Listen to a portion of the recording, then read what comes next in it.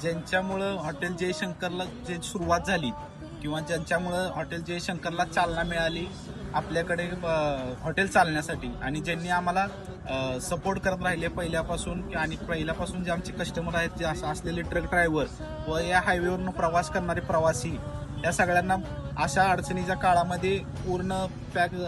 Line लागले असताना त्यांना मदत करणं हे हॉटेल जयशंकरचं कर्तव्य आहे. त्यामुळं हॉटेल जयशंकर हे असंच पद्धतीनं लाडू असतील आणि शेंगा चटणी असेल, कडक भाकरी असेल, चिवडा असेल, हे सगळं वाटण्याचं काम